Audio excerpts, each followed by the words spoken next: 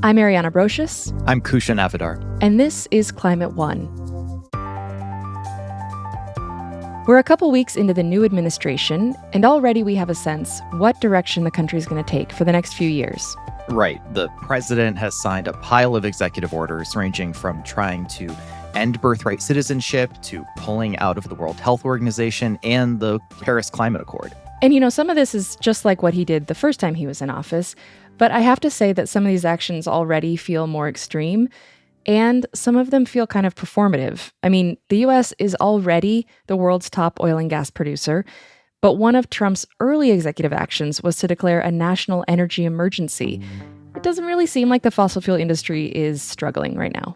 It does seem like the administration seems more focused this time around, and they are hitting the ground running. Yes, they seem to really feel emboldened by their electoral success. Yes, true. However, for climate, the renewable energy space is in a much different place than it was in say, 2017. We're farther along in the energy transition, partly because the previous administration gave that boost with the Inflation Reduction Act. And we'll have to see how much of that sticks around in the next 4 years. Some of Trump's executive orders are certain to be halted by the courts. We've already seen a judge block his attempt to undo birthright citizenship, which is granted in the Constitution. But I will also say that the public response to a second Trump administration feels a little different. I remember covering the Women's March in 2017 when I was living in Lincoln, Nebraska. And it was this fiery group of people taking to the streets just full of outrage at where the country was going.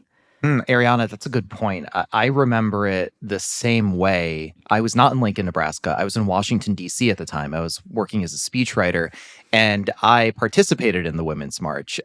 In fact, my mom actually came down from New York, and we walked together. And your term, fiery, I think is perfect. It was palpable. Yeah, and this time around, there was the People's March shortly before Inauguration Day, and certainly there were thousands of people in the streets, but it wasn't the record-breaking turnout we saw during that first Women's March. It wasn't. And I'm wondering, and I guess I want to ask you, Ariana, do you feel like that's the fatigue I'm hearing people, I'm sure you're hearing people talk about, having to maybe go through this all over again? I think that's part of it. I honestly feel that fatigue myself. I mean, there are many days where I just kind of want to bury my head in the sand and ignore the news because it's sort of hard to deal with everything that's happening in this moment. But I also know that that's not a good path forward. If we all do that, we're going to be in a worse spot. We need to be participating in our democracy, and doing something feels a lot better than doing nothing. Yeah. So today we're going to talk about how people who care about climate can navigate this new political landscape. Dana Fisher is director of the Center for Environment, Community, and Equity at American University, and author of Saving Ourselves: From Climate Shocks to Climate Action. She's an expert in climate activism who's routinely out in the streets herself, interviewing and surveying protesters. I asked her how the somewhat muted protests around the inauguration this year compared to her expectations. I predicted that there would be a lot of civil disobedience on the day of the inauguration. There was actually a big coalition of folks who were planning on being involved in nonviolent civil disobedience in D.C. on that day. In fact, there were 4 different events being coordinated simultaneously. However, we had the polar vortex here in Washington, D.C., and the inauguration committee decided to move the entire inauguration inside because it was so cold. So the swearing in took place in the Capitol, which is extremely fortified. There was no public participation. There was no parade. And the people who came to town to watch the inauguration were invited to go to the Capital One Arena. So there was no open public space for protest. Now, there were protesters who were out in the streets engaging in protest, but it was much smaller than expected. I mean, as it was, though, I had one of my members of my team was at the event, one of the main events, and he reported there were a couple hundred people there, which is pretty big considering, the idea was to come out and protest when there were people there, and instead they protested alone because there was nobody in the streets to protest. So I remember during the first few weeks of the first Trump administration, he made a lot of decisions and actions that were shocking to the public. The Muslim ban, people being stuck in the airport, lawyers, immigration lawyers, sitting in the airports for hours trying to help people who were stuck. It seemed at the time there was a lot of things that people reacted to with just shock. And this time, I'm not sure. Trump has already signed a slew of executive orders. They encompass a lot. A lot of it has to do with immigration, deportations, and the like. Are we seeing a similar response? Well, I think we are. I mean, so just to remind you and to remind everybody, the travel ban was announced 10 days after the inauguration of Mhm. Donald Trump during his first administration. We are on day 5. Well, if you include Monday, which was the inauguration, or I guess we're on day 4.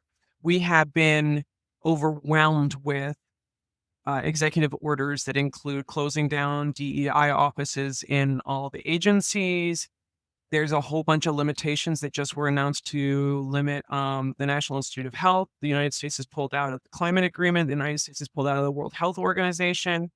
Um, the list goes on. And I know that there's a bunch of reports locally about ICE raids happening.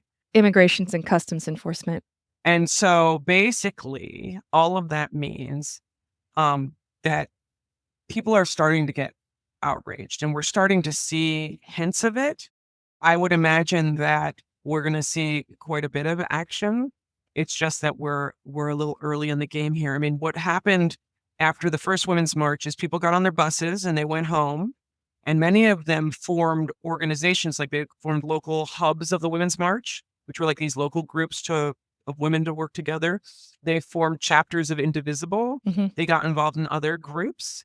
There have been a ton of meetings this week to organize in communities with people who were involved in the People's March or who are concerned about what's going on. And a lot of it is directing people right to the local level. And we're also seeing a whole bunch of outrage online. We've begun to see a lot more criminalization of public protest. And I'm curious how you think that affects the landscape of who's willing to kind of put themselves out there when the risks are getting, in some cases, a lot more serious. So the stakes are higher. It's absolutely true. I mean, but I think that one of the things that's worth noting here is that this is a very common progression in a social movement, right? When we have social movements, people get frustrated, they don't achieve their goals, the state gets repressive. I mean, in this case, we're seeing a highly repressive state, and I think the state will become even more repressive.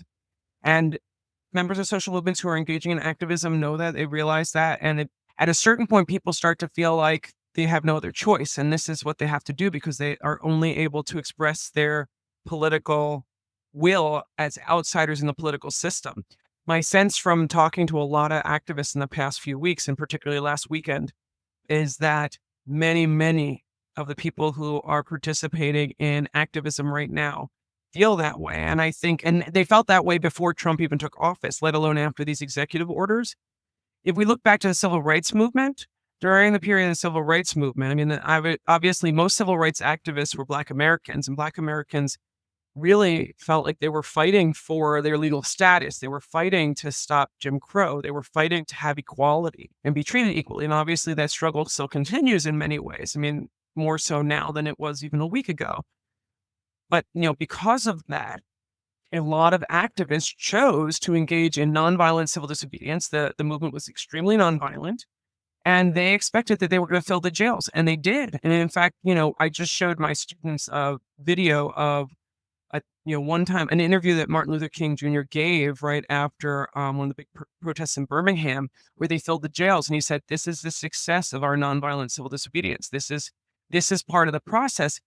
Systemic change is really hard. I mean, we know that from the climate battle, but we also know that long-term change that involves taking power away from few who are clutching it in their cold dead hands is going to be a process. And, fossil fuel interests have shown us that for many years with the ways that they've responded to climate activists and people engaging in, pushing for climate action. So I think that it's just now expanding out even more.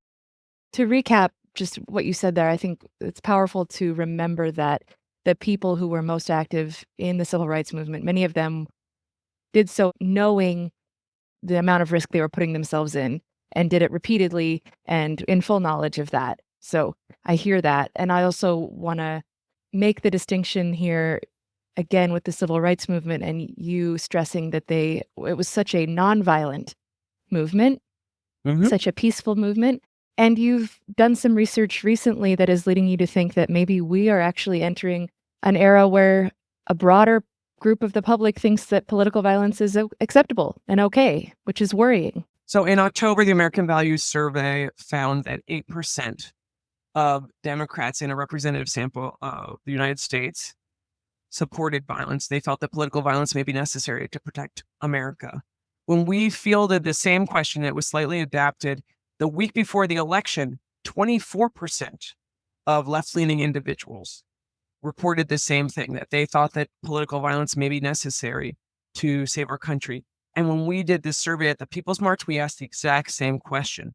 33% of the people in the crowd reported that they believe that political violence may be necessary to save our country. And I want to just highlight here that I realize that people who go to the People's March are not representative of Democrats, or not representative of all of America. They're representative of the most engaged part of the population in a lot of ways. They're engaged in going to a peaceful, legally permitted protest, and 94% of them voted for, Harris in the election. So these are Democrats who are starting to wonder if political violence will be necessary. And I think one of the things that's really particularly terrifying about, these data and these findings are that we collected our data 2 days before the inauguration. That's 2 days before President Trump pardoned a whole bunch of people for engaging in political violence at the Capitol on January 6th.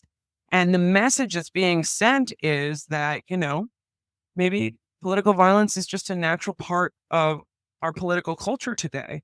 So that doesn't mean they're going to act on it, but this is a huge shift on the left in terms of their belief about whether or not America can save itself and its democracy without violence. I mean, what's interesting is that the work that we've done so far with the climate movement finds that the climate movement is extremely committed to peace and extremely committed specifically to nonviolent civil disobedience. And many of them have been trained in nonviolent civil disobedience for many years. Yeah. So do you have a recommendation for a way forward for climate activists in particular, or advocates, and how they should navigate this new political landscape in a way that will be effective? I mean, I end saving ourselves with 3 suggestions, and I actually think they're more useful now than they even were before, particularly because in a lot of ways, the federal political avenues that had existed to the degree that they existed during the Biden administration are closed. So first thing that I suggest is that climate activists need to create solidarity and community amongst themselves. And, one of the things that I know from studying the climate movement, but also studying the environmental movement and reading about it since, for all of grad school and beyond, is that the climate movement does not do a great job of connecting people across identity, orientation, and social class, but it really needs to. I mean, even at this, the People's March, which was not climate activists, the People's March, it was mostly highly educated white people. And that is not really solidarity. So I would suggest that the climate movement spend more time with that, trying to build community and solidarity across, specifically to unions, specifically to people who are going to be likely facing some of the worst, the brunt of some of these executive orders first, right? Number 2 is that the climate movement needs to learn from the past. And, and particularly I talk in the book about learning from the civil rights movement and the struggle for women's suffrage, where the movement's both capitalized on moral shocks and violence against activists. And particularly the civil rights movement did a wonderful job of using these moments to expand the movement and bring people out in the streets. There is this opportunity when there's violence against activists. And unfortunately, I do not see any way we will live through the next 4 years without there being violence against activists. And violence against climate activists will be one of the things that I think is 100% likely. So given that, I don't think people should hide in their homes. I think people need to recognize the threats, prepare for them, and need to be prepared to capitalize on it when it happens. And the third thing that I suggest, which is actually not for activists, it's for everybody. And this is that we know that climate shocks are coming.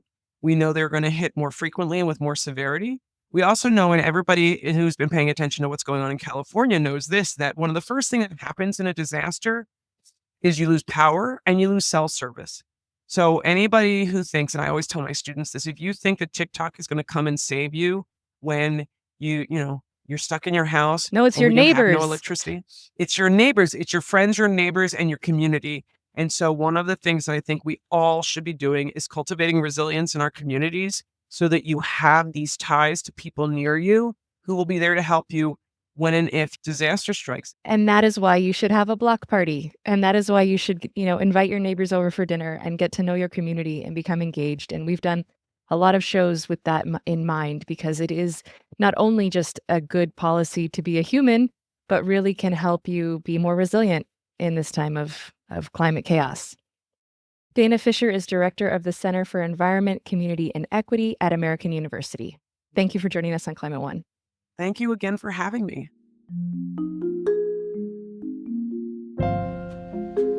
Coming up, reframing the narrative could bring more people into the climate tent.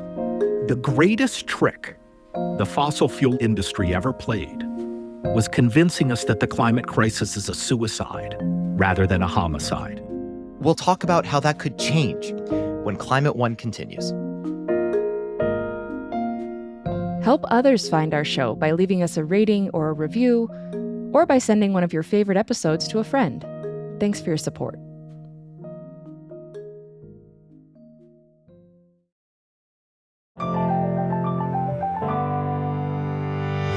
In the 2024 presidential election, voters had a choice between candidates with starkly different views on many issues, including climate policy. But climate change didn't rank high among voters. In fact, the issue was barely brought up by either campaign leading up to the election. Nathaniel Stinnett is founder and executive director of the Environmental Voter Project. He says that the candidates don't care when the voters don't seem to care. But he's working on that, and has been for years. Climate One's Austin Colon checked in with him about how he was feeling after the recent election. Well, I'm a little bit better rested than I was in October and November, Austin. That makes sense. Yeah, we're sad. It isn't like you can look at the results and see that an enormous number of climate leaders were elected. But we're so proud of the work that our whole team put in. And we're rested and ready to hit the ground running in 2025. Right. And I have to say, seeing the results of the election, I have a very similar reaction. And it makes me wonder, because I've seen a number that around 70% of Americans acknowledge climate change and like 57% are concerned about it. And you wrote that the exit polls had a very different story about voters who listed climate as their top concern. So what did the exit polls say? Yeah, so although about 2/3 of Americans said that they'd prefer to vote for candidates who lead on climate, this was in polling data heading into the election. Unfortunately, that climate support was a mile wide and an inch deep, Austin, because exit polls showed that only 7% of voters in November said that climate change was their top priority. So just 7%. 7%. Compared to like 39% for economy and jobs and 21% for immigration. Gotcha. So 7% feels like a very small number, definitely not enough. Though, how does that 7% compare to past elections? So it is growth compared to 2020. So in 2020, 4% of voters listed climate as their top priority. So we're doing a little bit better, but you're right that it doesn't seem like a lot, Austin, because it isn't a lot. I mean, no matter how you slice it, that's just not enough voting power. And we need to get our act together in the climate movement.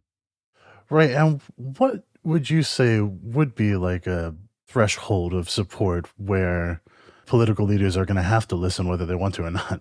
Yeah, so it's a very, very good question. And obviously it depends on the election and the location.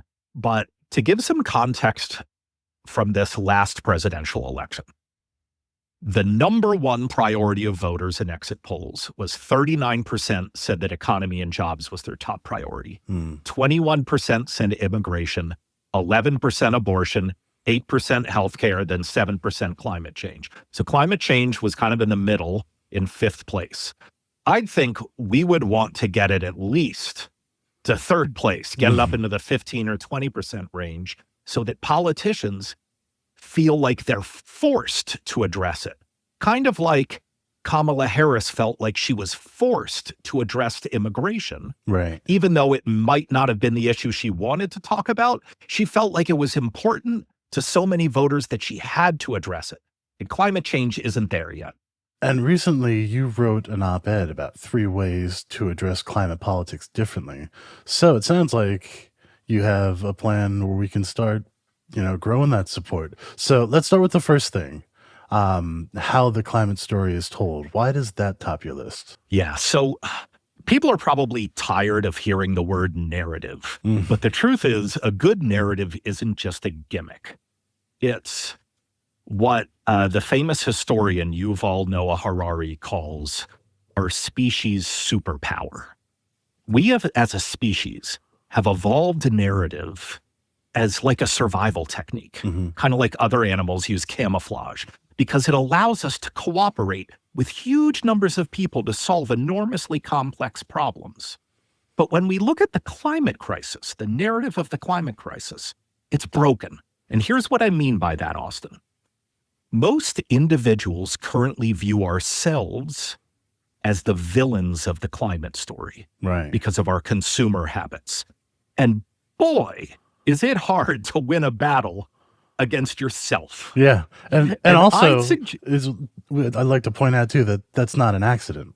That's right. It's not an accident. The fossil fuel industry has spent millions for decades with, slick carbon footprint calculators and amazing ad campaigns trying to convince us that we screwed the planet up and it's all our fault. And so we've got to get our act together. Meanwhile, we're ignoring all the coal-fired power plants that they built. Right. And so I'd suggest that this isn't just a bad narrative for us. It's also misdiagnosing the problem. Because the truth is that our society is so locked into carbon-intensive systems that no amount of personal lifestyle changes could possibly address the enormity of the climate crisis. And as a case in point, many years ago, an MIT class calculated that even if Americans lived without homes, or if we lived as itinerant monks, our carbon footprints would still be twice the global average. Twice the global average. Wow, okay. That blows my mind. Yeah. Yeah, I know. It blew my mind too. And this misplaced blame, this collective guilt, Austin, lies at the heart of our narrative problem in the climate movement. Because as I wrote in my recent op-ed, the greatest trick the fossil fuel industry ever played was convincing us that the climate crisis is a suicide rather than a homicide. And I know that sounds harsh and combative, but the truth is we are the victims, not the villains. And our goal must be to break free of an industry that's locking us into our own demise here. Supply of fossil fuels is always going to be problematic. If you are a for-profit industry who has all of this supply, all of this product sitting at your feet, you have to get rid of it. You have to sell it. You have to find people to burn it. It's not that there are people, sitting in their offices, twirling their mustaches, finding ways to hurt us. It's that for-profit companies need to make profit. Right. And fossil fuel companies do that by selling oil. So yes, we do need to overcome them.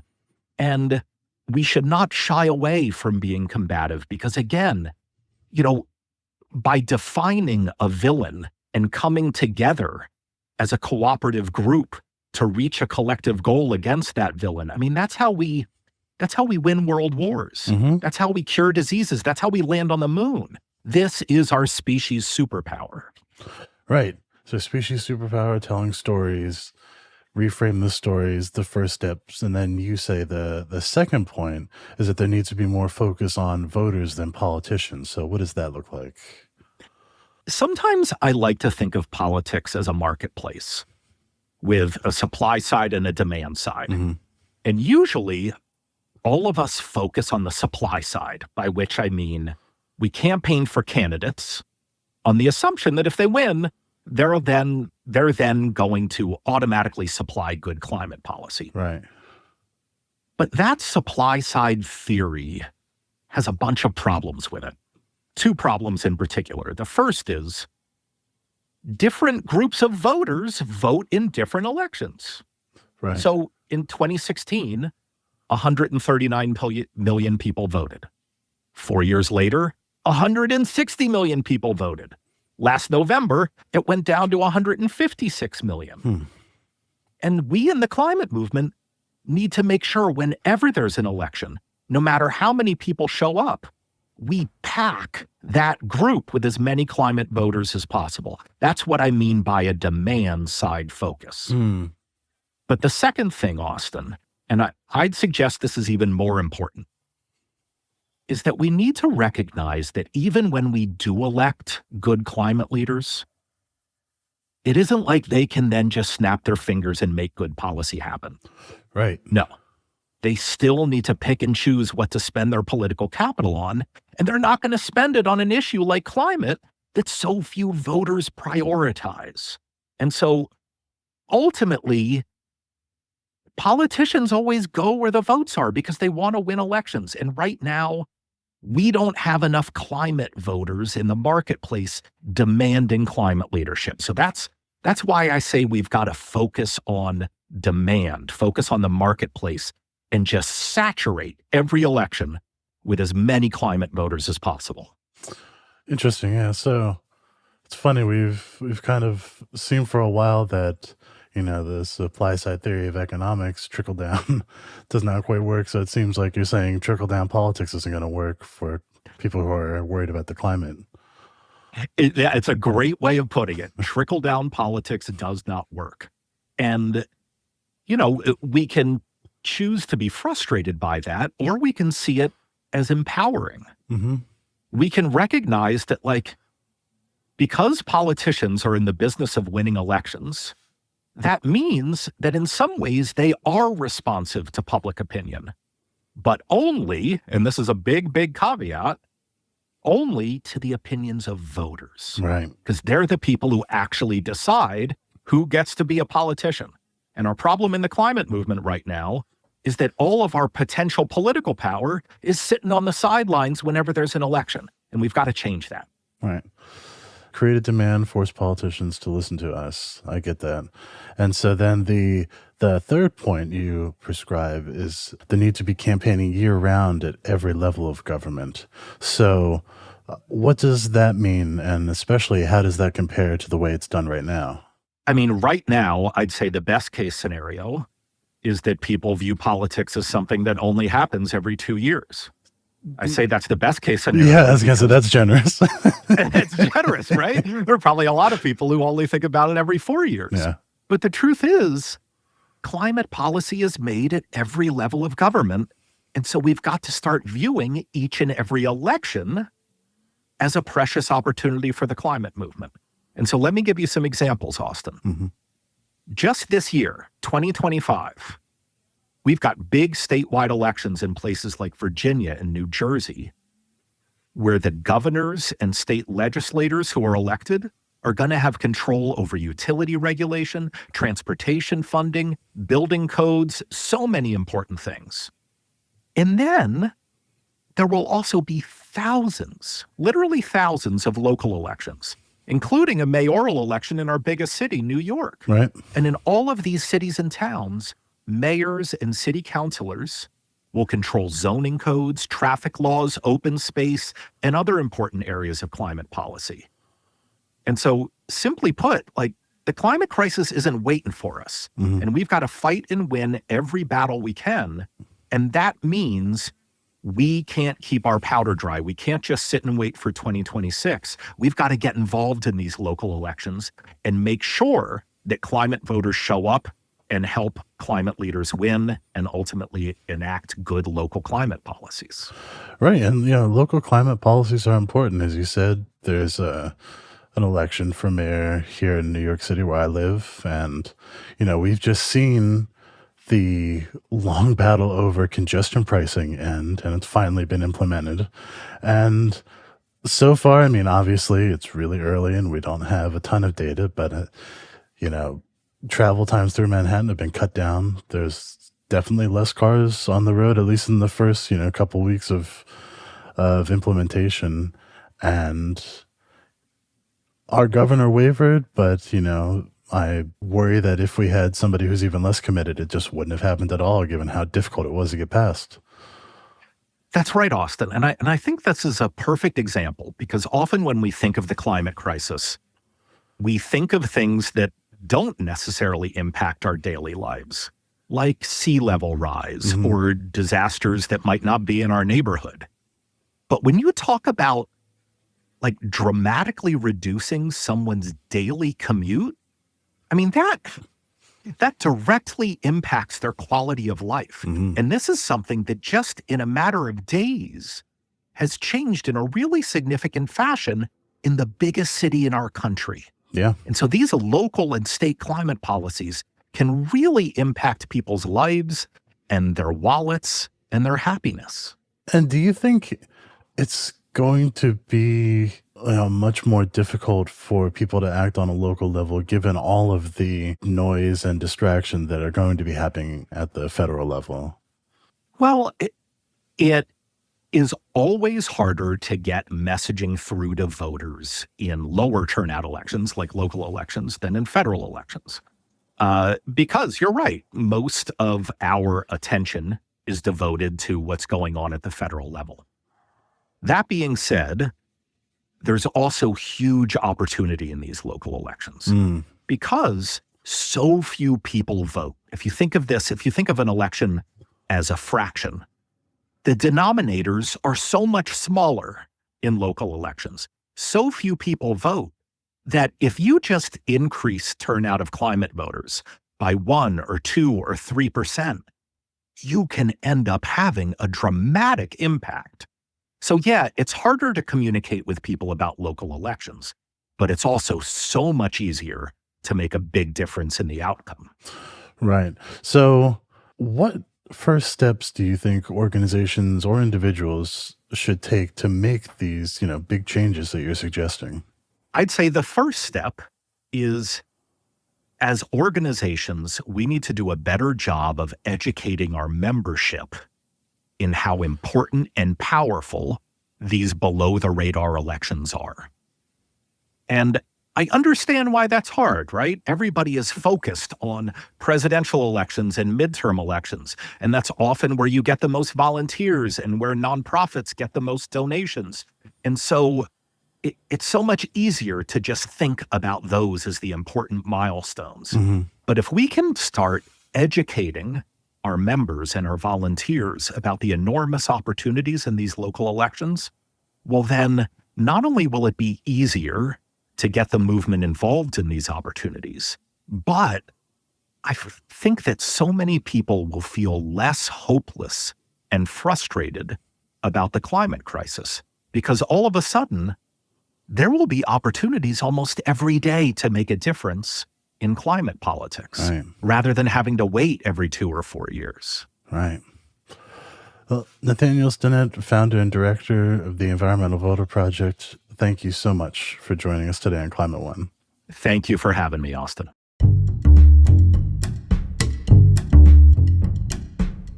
Coming up, at a time when the fossil fuel industry is being told to go wild, how should proponents of clean energy channel their efforts? Rather than focusing on the supply, I would say focus your activism or efforts on the demand side. That's up next when Climate One continues.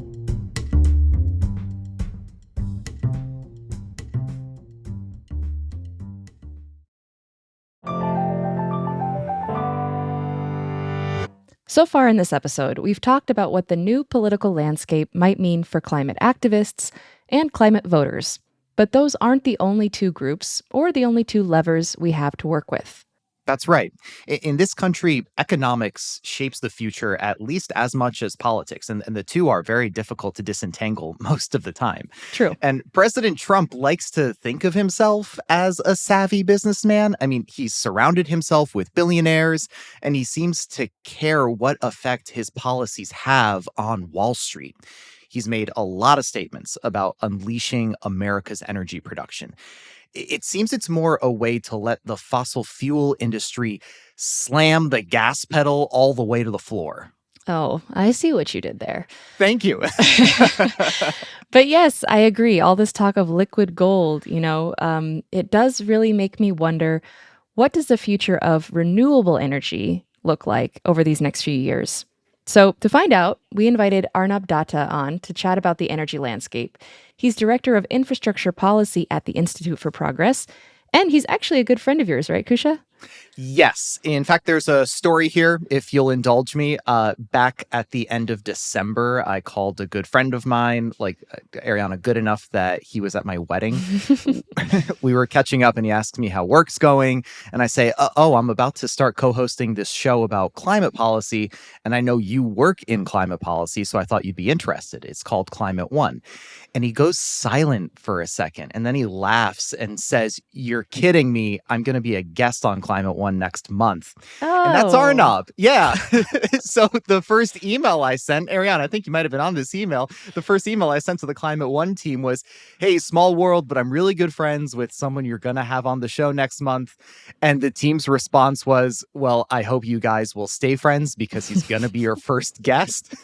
So I call Arnab back and told him to prepare himself because I was going to grill him.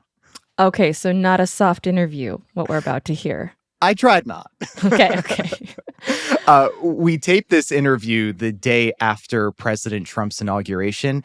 And before we dove deeper into the details of the energy market, I wanted to know how Arnab was feeling now that the new administration was in power.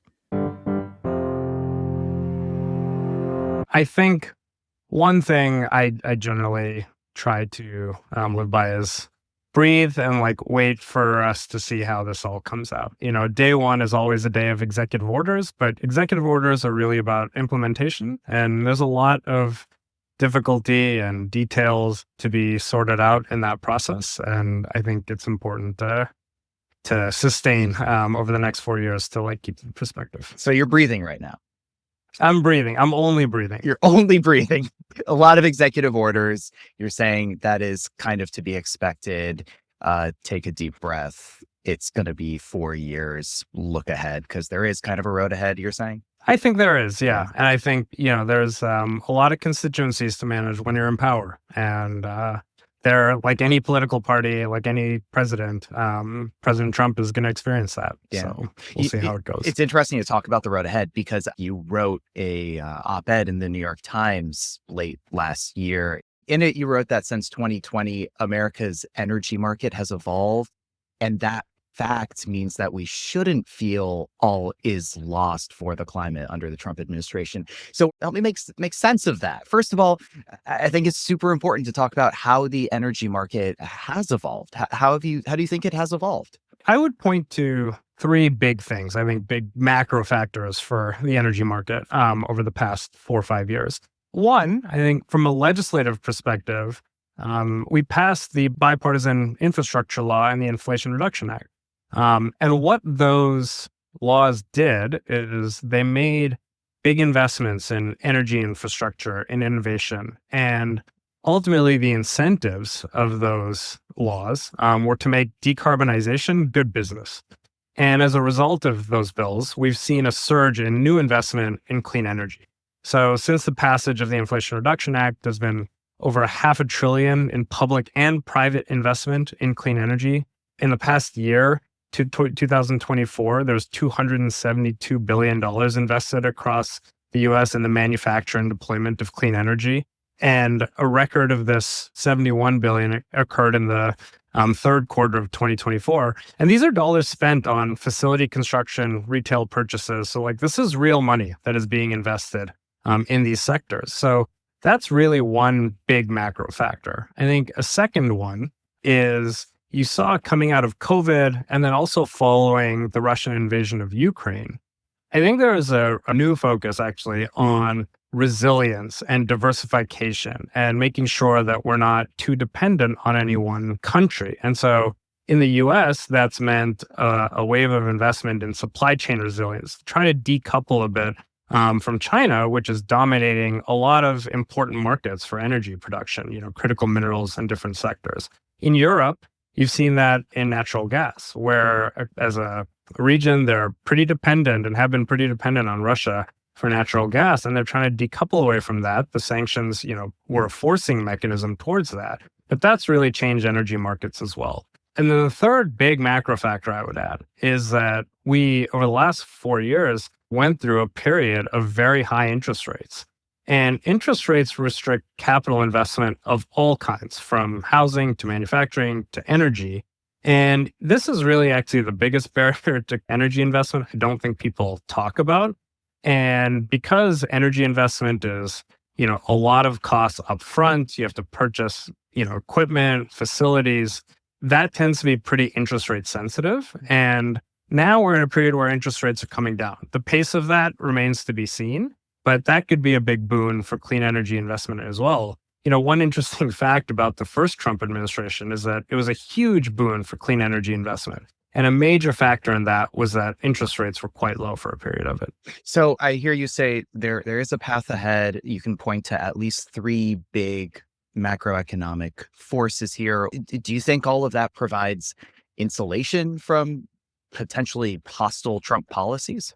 Yeah, I think so. I mean, look, there's always going to be changes at the margins in policy one way or another when a government changes power. And so we should expect that. But these forces I mentioned are happening, regardless of, any individual policy that the Trump administration pursues. Well, and I don't think they're changing. Yeah, he recently backed out of the Paris Agreement that he said in his executive order to have that happen yesterday. There's talk of striking the words like climate change and clean energy from every federal website.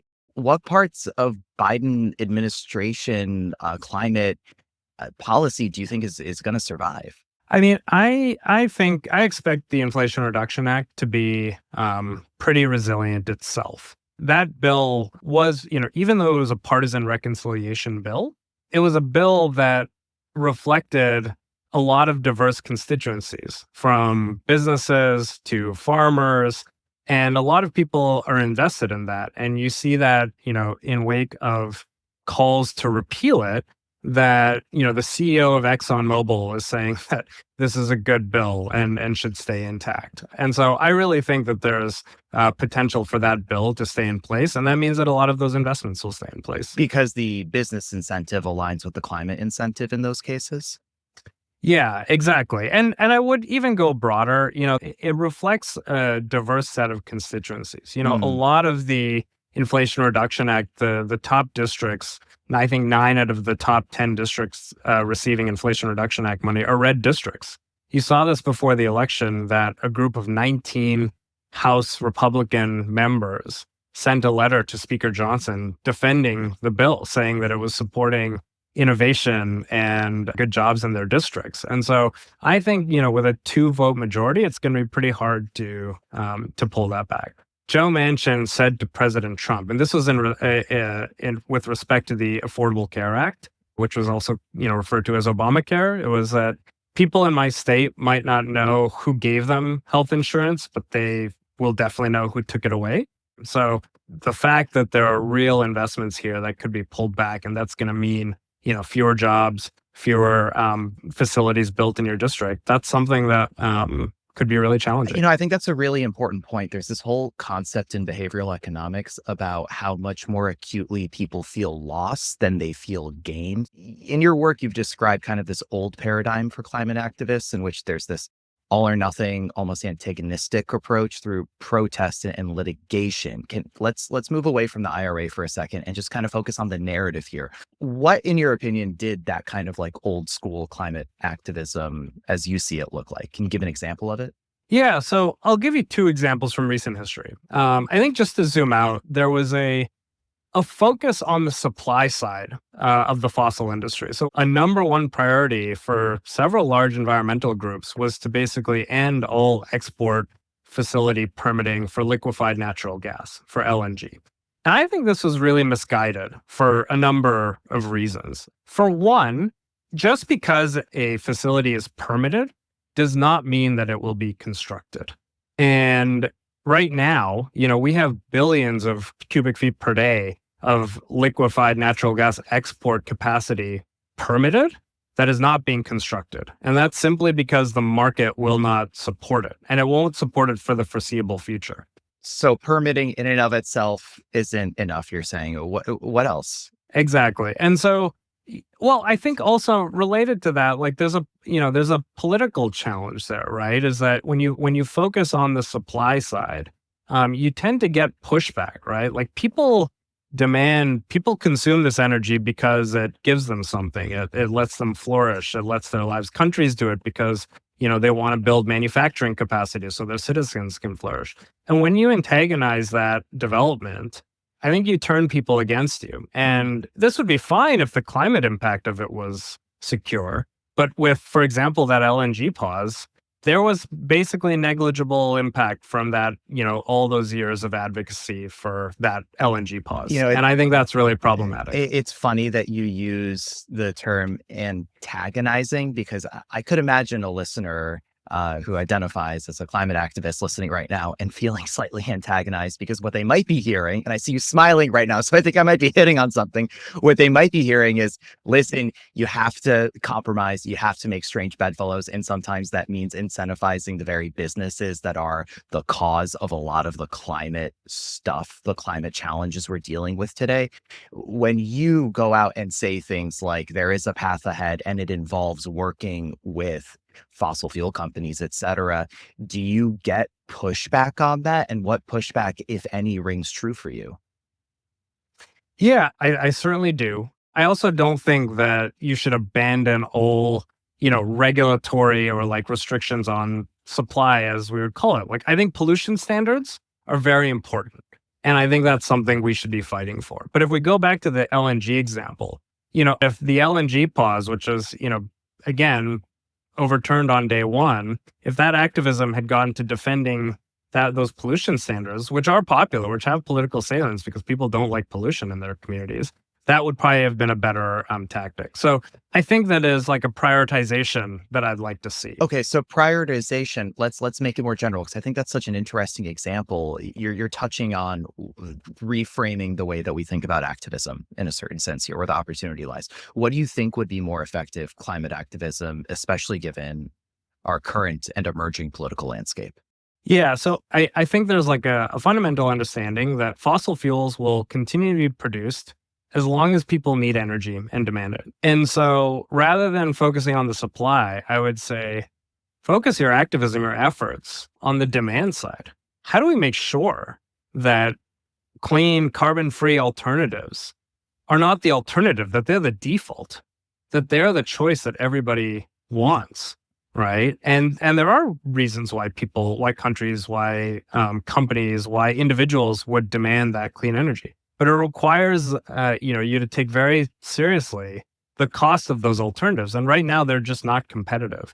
And most people aren't going to choose to pay more for something because of the climate benefits. And so what I would say is really focus on changing that demand picture by reducing the cost of those alternatives. And that really requires you to look at what actually drives the cost of producing and deploying that energy. Does that focus, that frame shift, apply for everyone, from like political leaders that you're talking about all the way down to the individual?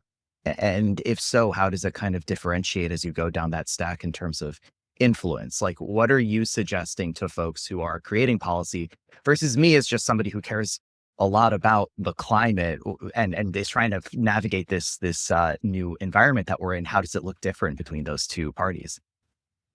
Yeah, it definitely looks different because, policymakers have different trade-offs that they're balancing. For policymakers, I think they need to understand that right now, for 24/7 available energy, the biggest barrier for competition for clean sources is the cost.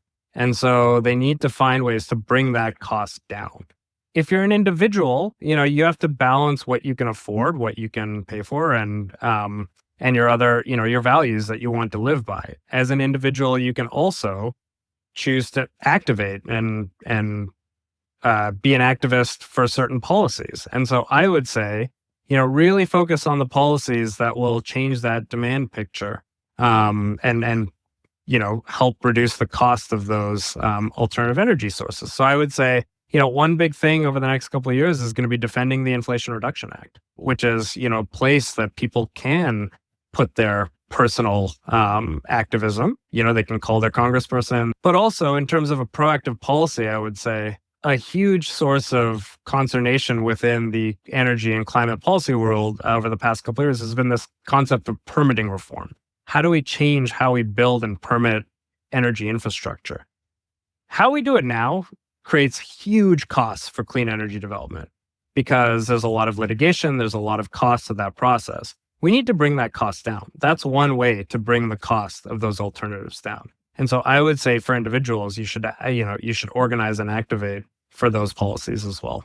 Policies to get it more streamlined, to have permitting happen. Yes, to streamline permitting. Yes, exactly. Well, that's important because there are good reasons that environmental regulation exists, right? I mean, we want to avoid ecological harm if possible. So you're not saying make it less important. You're just saying make it more efficient. Is that fair?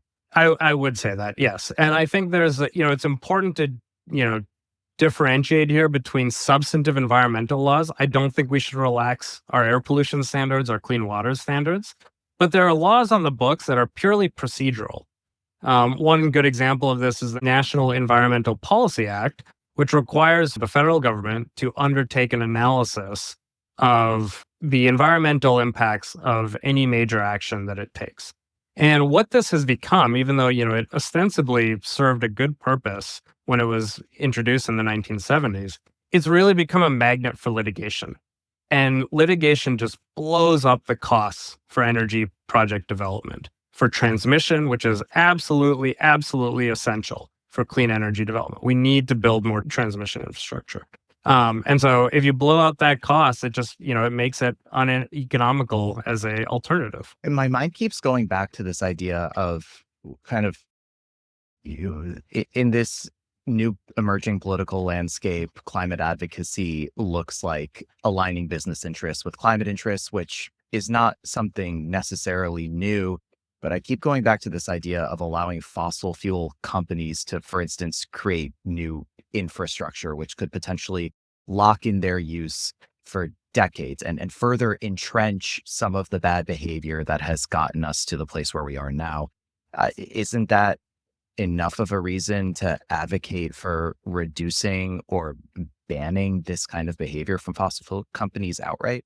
People demand those energy sources. And until we can change that, I don't think it's fundamentally really going to change how much of that infrastructure is built or not. And so I think it really, behooves us to focus on the demand side. And also, if that is going to be built, yes, I would rather it be built in the US, where we have better pollution standards, where we have better environmental standards, where we have better labor standards. Like, this is really important. We have a global energy market for these commodities. And if we shut down production here and supply here, it goes to Russia and it's not great there, And so I think it's better for us to really acknowledge that this stuff will be produced as long as people demand it. I'd rather it be produced cleanly.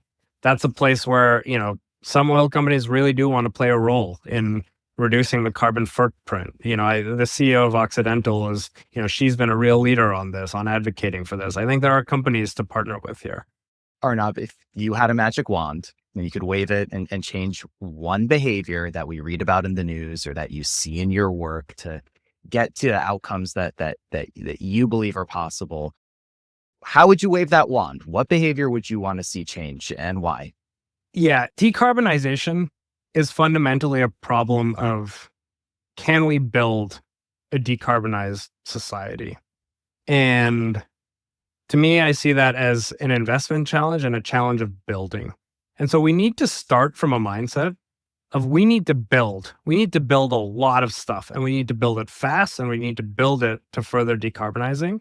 And so any barriers to building are really hindering decarbonization.